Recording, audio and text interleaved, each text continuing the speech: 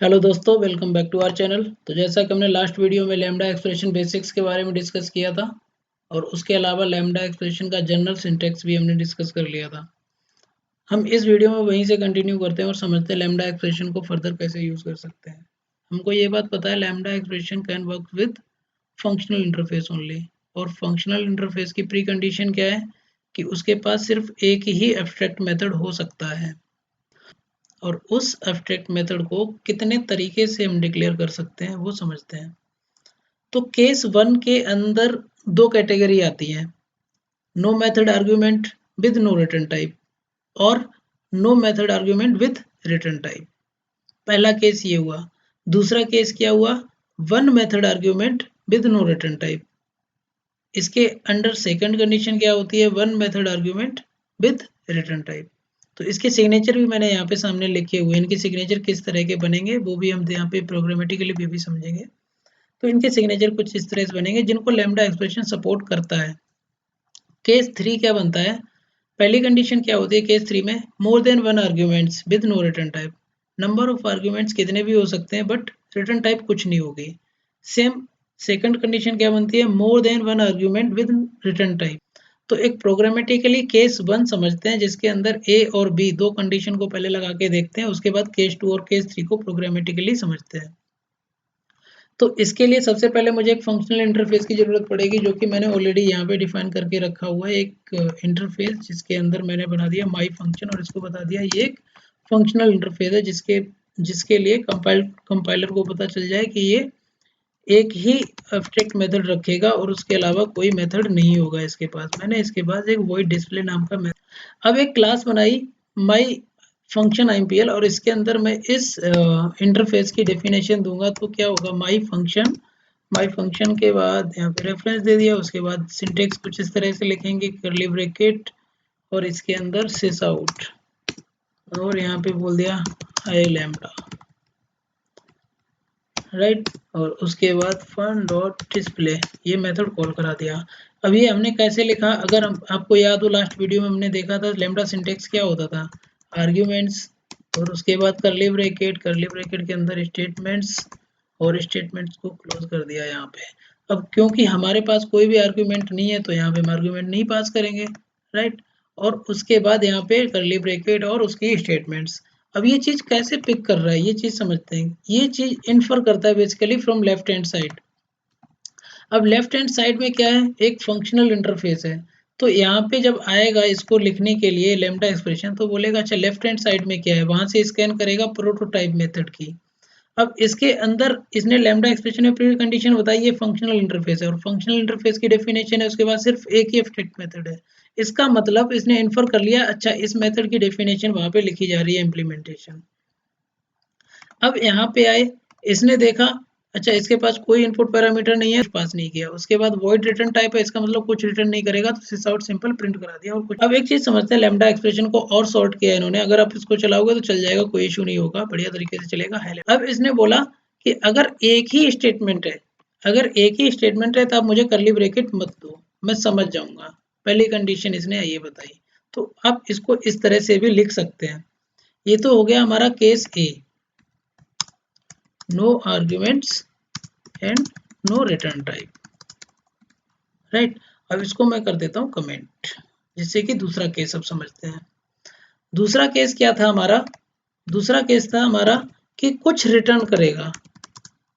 मैंने एक और मेथड बताया रिटर्न, जो कि एक मेथड बना दिया जिसके अंदर बोल दिया रिटर्न करेगा कुछ ना कुछ। अब मैं बोल रहा हूँ ये display method string value return करेगा, बट इसके अंदर कोई इनपुट वेरिएबल नहीं है।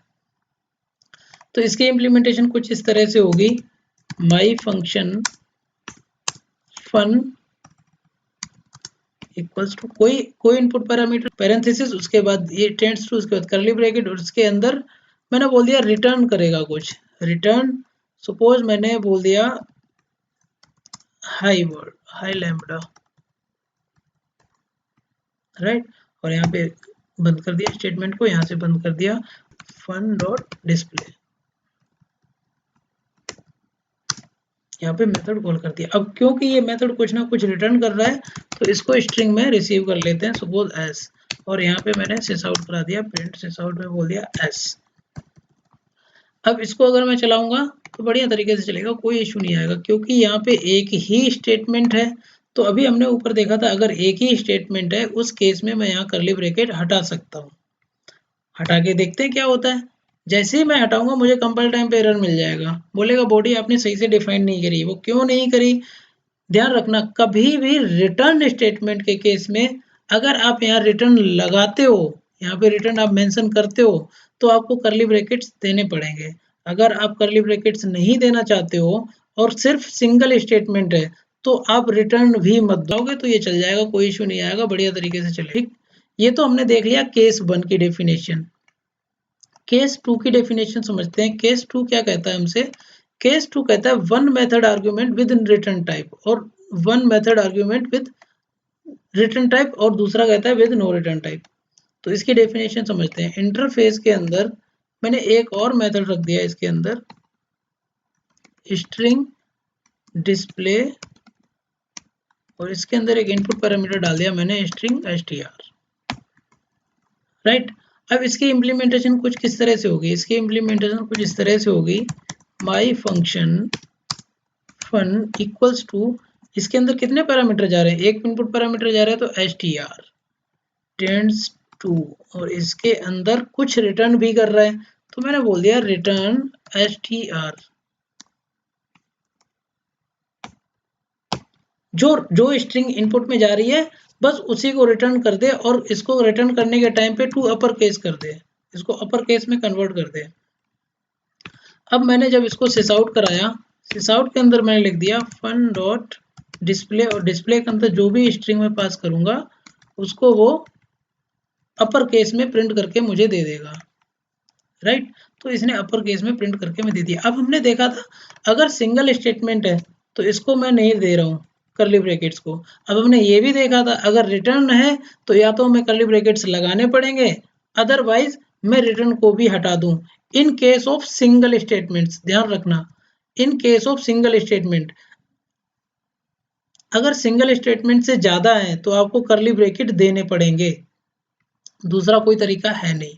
वो बताऊंगा आगे, दूसरे तरीके हैं वो कैसे इंप्लीमेंट करेंगे वो भी बताता हूँ। अगर आप यहीं पे दो मल्टीपल स्टेटमेंट देना चाहते हो तो आपको कर्ली ब्रैकेट देने पड़ेंगे, और उसके अलावा कोई दूसरा तरीका आपके पास नहीं है। अगर आप यहीं पे, ध्यान रखना, अगर आप यहीं पे स्टेटमेंट सारे देना चाहते हो तो, अगर आप यहाँ पे नहीं देना चाहते हो, कहीं दूसरी जगह रखना चाहते हो, तो उसके लिए मेथड रेफरेंस है हमारे पास, हम यूज कर सकते हैं उसको। लेकिन अगर आप यहीं पे सारे स्टेटमेंट्स लिख रहे हो, आप सोचो कि मैं कर्ली ब्रैकेट्स भी ना दूं तो वो कंपाइल टाइम पे एरर होगा, वो नहीं एक्सेप्ट करेगा, करेक्ट। अब इसमें एक कंडीशन है, एक हमें लैम्डा एक्सप्रेशन एक और सहूलियत देता है, वो बोलता है सिर्फ एक ही इनपुट पैरामीटर है, अगर एक ही इनपुट पैरामीटर है तो आप मुझे ये पैरेंथेसिस भी मत, ही इनपुट पैरामीटर है तो मैं समझ जाऊंगा। लेकिन ध्यान रखना सिर्फ एक ही इनपुट पैरामीटर के केस में, अगर एक भी इनपुट पैरामीटर नहीं है तब भी आपको पैरेंथेसिस देने पड़ रहे हैं, अगर एक से ज्यादा इनपुट पैरामीटर होंगे तब भी आपको पैरेंथेसिस देने पड़ेंगे। लेकिन अगर एक ही इनपुट पैरामीटर है तो आपको पैरेंथेसिस डिफाइन करने की जरूरत नहीं है लैम्डा एक्सप्रेशन में, वो समझ जाएगा, वो इन्फर कर लेगा अच्छा एक ही इनपुट पैरामीटर है, ठीक है। चलो मैं अगर यहाँ पे स्ट्रिंग भी डिफाइन कर देता, उस केस में तो फट रही है, तो उसके लिए हमें क्या करना पड़ेगा, यहाँ पे ब्रैकेट्स लगाने पड़ेंगे। अगर ऐसे हम डेटा टाइप भी डिफाइन करके बता रहे हैं तो हमें यहाँ पे ये डिफाइन करना पड़ेगा। अगर मैं यहाँ पे ये भी नहीं बता रहा हूँ और ये भी नहीं दे रहा हूँ तब भी परफेक्टली फाइन है, कोई इशू नहीं है, चलता रहेगा बढ़िया तरीके से, ठीक। अब मैं यहाँ पे रिटर्न टाइप नहीं देना चाहता हूँ, मैं चाहता हूँ रिटर्न टाइप ना हो कोई, जो भी आए पूरा पूरा अपर केस करके यहीं पे प्रिंट कर दें, ठीक। तो इस केस में क्या करेगा, ये रिटर्न कुछ नहीं करेगा। जब ये कुछ रिटर्न नहीं करेगा तो यहीं पे मैं जो भी अपर केस में कर रहा हूँ मैं सीधा सीधा यहीं पे प्रिंट करा दूं इसे, तो जो भी होगा वो यहाँ के यहीं पे प्रिंट हो जाएगा, ठीक। तो ये तो हमारा हो गया दूसरा केस, जो हमारा ये वाला केस बनता था। अब केस समझते हैं तीसरा। तीसरा केस कहता है एक से ज्यादा आर्ग्यूमेंट्स होंगे और विद नो रिटर्न टाइप होंगे, ठीक। तो यहाँ पे तीसरा केस हमारा बनता है कुछ इस तरह से, वो क्या बनता है, इसके अंदर एक से ज्यादा इनपुट पैरामीटर्स होंगे। सपोज मैं यहाँ पे इंटीजर ए दे रहा हूँ और इंटीजर बी दे रहा हूँ। ठीक, अब मुझे यहाँ पे जो डिस्प्ले कराना है इन दोनों का सम कराना है, प्रिंट कराना है या मल्टीप्लिकेशन कराना है, वो मुझे कराना है। तो मैं इसकी डेफिनेशन कुछ इस तरह से दूंगा, my function fun equals to, यहाँ पे अब क्योंकि एक ही इनपुट पैरामीटर होता तो मैं ये नहीं देता कर्ली ये इसको पैरेंथेसिस, लेकिन एक से ज्यादा इनपुट पैरामीटर है तो मुझे यहाँ पे वो देना पड़ रहा है। उसके बाद टेंड्स टू, उसके बाद मैंने क्या करा, यहाँ पे सिस आउट करा दिया, सिस आउट के केस में a प्लस बी करा दिया इसके अंदर। ठीक, और इसके बाद मैंने सिस आउट करा दिया, वो इसको कॉल करा दिया फन डॉट डिस्प्ले, और इसके अंदर वैल्यूज पास कर दिया मैंने 10 20। राइट, अब मैं चाहता हूँ, अब यहाँ पे अगर चलाओगे तो बढ़िया तरीके से यहाँ पे 30 आपका रिजल्ट आ जाएगा, कोई इशू नहीं होगा। लेकिन अब यहाँ पे ऐसा जरूरी तो है नहीं डेटा टाइप डिफाइन करने की जरूरत पड़े, तो इसको हम हटा देते हैं, यहाँ से हटा दिया। वो इन्फर कर लेगा, अच्छा इसके अंदर एक ही मेथड है, उसके अंदर क्या इनपुट पैरामीटर जा रहे हैं, ये जा रहे हैं, किस टाइप के, वो खुद से इन्फर कर लेगा क्योंकि इसके पास एक ही मेथड है। अब एक चीज समझते हैं, अभी एक के केस में तो हमने ये पैरेंथेसिस हटा दिए थे, क्या दो के केस में ऐसा हो सकता है या तीन के केस में ऐसा हो सकता है? जैसे ही मैं ये हटाऊंगा मुझे कंपाइल टाइम पे एरर बोल देगा, ये तो गलत सिंटेक्स है, ऐसे नहीं चलेगा। तो आप उसको यहाँ पे पैरेंथेसिस लगाओ। ये केस कब अप्लाई होता है? जब आपके पास सिर्फ एक ही इनपुट पैरामीटर हो, तब आप पैरेंथेसिस को डिसअलाउ कर सकते हो, अदरवाइज वो हमें हमेशा कंपाइल टाइम एरर देगा। ठीक, ये तो हो गया विद नो रिटर्न टाइप। अगर सपोज ये कुछ रिटर्न भी कर रहा होता, सपोज इसने कुछ इंटीजर वैल्यू रिटर्न भी कर दी, तो इसकी डेफिनेशन कुछ इस तरह से होगी। यहाँ पे मैंने सबसे पहले सिस आउट करा लिया, मैंने यहाँ पे एक ही वैल्यू, और उसके बाद यहाँ पे बोल दिया थोड़ा स्पेस देके प्लस बी, और उसके बाद यहाँ पे मैंने बोल दिया रिटर्न ए प्लस बी। राइट, और इसको बंद कर दिया। अब यहाँ पे समझो, मैंने ये इसलिए ऐसे लिखा है, यहाँ पे मल्टीपल स्टेटमेंट्स है इसलिए ऐसे लिखे हैं क्योंकि अभी तक हम सारे सिंगल स्टेटमेंट में काम कर रहे थे। ठीक, अब यहाँ पे जब भी मल्टीपल स्टेटमेंट्स लिखेंगे तो हमें कर्ली ब्रैकेट्स देने ही पड़ेंगे, और जब ये रिटर्न करेगा तो a प्लस बी में आएगा। तो मैंने यहाँ पे इंटीजर c में इसको रिसीव करा लिया, और इसको मैं सिस आउट भी करा सकता हूँ, सिस आउट c। तो अब क्या होगा, इसका आउटपुट हमें मिल जाएगा, और इससे पहले a और b को वैल्यू प्रिंट कर देगा, उसके बाद 30 को ले आएगा। अगर मैं चाहता तो इसको यहाँ पे एक स्टेटमेंट में भी लिख सकता था, लेकिन मुझे ये दिखाना था कि यहाँ मल्टीपल स्टेटमेंट्स भी लिखे जा सकते हैं, और इस तरह से लिखेंगे। और जब भी मल्टीपल स्टेटमेंट्स होंगे तो मुझे यहाँ पे कर्ली ब्रैकेट डिफाइन करने पड़ेंगे। अब अगर मैं ये कर्ली ब्रैकेट हटा दूंगा तो ये कंपाइल टाइम पे एरर होगा और समझ नहीं पाएगा कि डेफिनेशन कहाँ और किसकी लिखी गई है। तो यहाँ पे कर्ली ब्रैकेट देना बहुत जरूरी है in case of multiple statements. Right, ये हमारे 3 बेसिक सिनेरियोज थे। अब इसकी इम्प्लीमेंटेशन समझें। इसकी इम्प्लीमेंटेशन कैसे ये समझ ले रहा है कि अच्छा इसी मेथड की भी इम्प्लीमेंटेशन है, क्योंकि हमें पता है लैम्डा एक्सप्रेशन फंक्शनल इंटरफेस के साथ काम करता है, और फंक्शनल इंटरफेस के पास सिर्फ एक ही मेथड होगा। अब उसी मेथड की इम्प्लीमेंटेशन यहाँ लिखी गई है, वो कैसे समझेगा?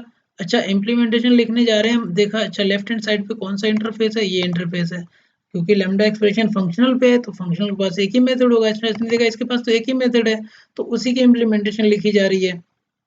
तो देखने आया, अच्छा इसके अंदर 2 पैरामीटर हैं, तो यहाँ पे 2 पैरामीटर डिफाइन कर दो। अगर आप यहाँ पे एक पैरामीटर दोगे तो कंपाइल टाइम पे एरर आ जाएगा, बोल देगा हमें तो एक और चाहिए इनपुट पैरामीटर, क्योंकि ये डेफिनेशन कह रही है इसके पास एक और पैरामीटर है, तो यहाँ पे आपको एक और पैरामीटर देना पड़ेगा। ठीक, तो जैसे ही मैंने ये चीज दी, क्योंकि इसके पास एक ही मेथड है, दूसरे की कोई चॉइस है नहीं, तो उसी की इम्प्लीमेंटेशन है, तो वो सब समझ जाएगा खुद से। लेफ्ट हैंड साइड बहुत जरूरी है लैम्डा एक्सप्रेशन के केस में, अगर आप वो डिफाइन नहीं करोगे तो यहाँ पे कंपाइल टाइम एरर आता ही रहेगा। तो ये है लैम्डा एक्सप्रेशन। तो इसके अलावा अब नेक्स्ट वीडियो में हम लोग कुछ और एडिशनल एग्जांपल्स के साथ में लैम्डा एक्सप्रेशन लिखेंगे, जैसे कंपैरेटर हुआ, कंपैरेबल हुआ, ये सारे फंक्शनल इंटरफेस हैं। थ्रेडिंग भी देखेंगे, मल्टी थ्रेडिंग हम कैसे काम करेंगे लैम्डा एक्सप्रेशन के साथ में, और एक्सेप्शन हैंडलिंग हम कैसे काम करेंगे लैम्डा एक्सप्रेशन के साथ में, तो वो नेक्स्ट वीडियो में हम डिस्कस करेंगे। आज के लिए इतना ही, till then bye, take care.